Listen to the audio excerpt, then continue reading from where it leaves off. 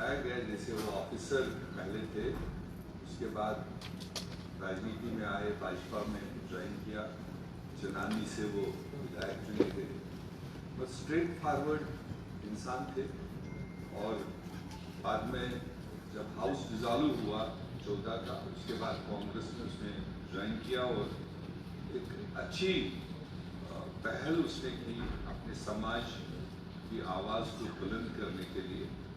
और एक national platform पर एक्सपेक्टेशन ये थी कि अल्लाह ताला उसको अगर इतना शॉर्टकट नहीं करता तो एक अच्छा सुलझा हुआ आदमी था, जैसे बाकी साथियों ने भी बताया।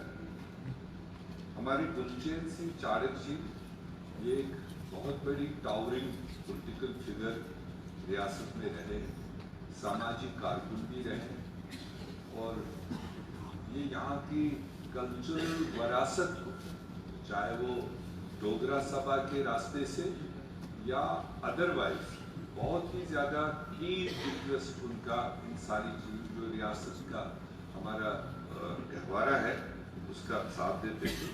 आपने बताया कि MLC भी रहे, बाद में मिनिस्टर भी रहे और कांग्रेस वर्किंग कमेटी के हाईएस्ट फोरम के वो मेंबर भी रहे 5 साल, जनरल सेक्रेटरी रहे, महाराष्ट्र और बिहार के इंचार्ज भी रहे, बाद में पंजाब का भी कुछ टाइम उनको मौका मिला। पर अदरवाइज वो एक अच्छे सामाजिक कारकुन के साथ साथ एक अच्छे एजुकेशनिस्ट भी थे। मतलब जितना उनका कंट्रीब्यूशन है नई जनरेशन को एजुकेशन दिलाने में, मैं समझता हूँ कि वो भी एरिया उनका रायगान नहीं होना चाहिए। और एक सीनियर साथी होने के नाते क्लोजली उनके साथ काम किया। जहाँ तक हमारे सतपाल मलिक जी, जो हमारे रियासत के गवर्नर रहे, आखिरी गवर्नर फिलहाल, पूरा आपने बता दिया। हम उसको एश्योर्स करते हैं कि इनकी जो स्टूडेंट लाइफ से जो इनका प्रोएक्टिव रोल रहा है, वो किसी भी पार्टी में रहे, वो कहीं से भी घूम के आए, मगर बुनियाद उनकी एक किसान के कैपेसिटी में रही। और जिस भी ओहदे पर रहे, जहाँ पर भी रहे, तो वो जितना अपने फार्मर्स के लिए, वो सरजमीन का असर भी था, बागपत से वो बिलोंग करते थे, तो वो किसानों का एक तो एपिसेंटर था। पूरे देश में किसानों की जो लहर निकलती थी, किसानों की जो आवाज़ निकलती थी, वो बागपत से निकलती थी आज तक भी। ऐसे में उनका पूरा जो जीवन रहा है वो किसानों के हित के लिए रहा है। ये अलग बात है कि बीच में उनको सरकारी ओहदों पर भी रहने का मौका मिला, यहाँ तक कि लास्ट गवर्नर यहाँ पर रहे। और मैं तो दूसरे लफ्जों में कहूँगा, जो रियासत जम्मू कश्मीर के आवाम को जिस तरह से रहा कि हम कह सकते हैं कि कंट्रोवर्शियल रहा, या मतलब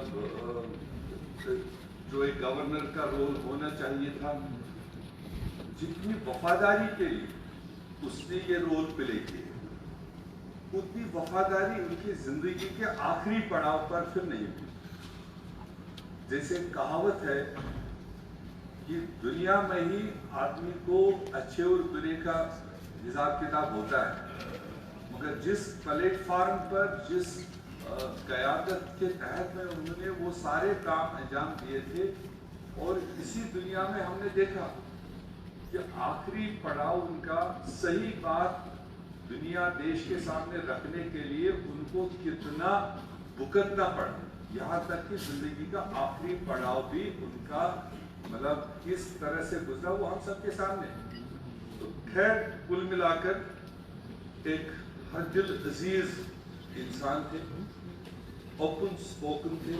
उसका उनको बहुत बार चाहे फायदा भी हुआ होगा ज़ाती जिंदगी में, मगर बहुत नुकसान भी उनको उस ओपन स्पोकननेस का उठाना पड़ा, जो हमारे सामने।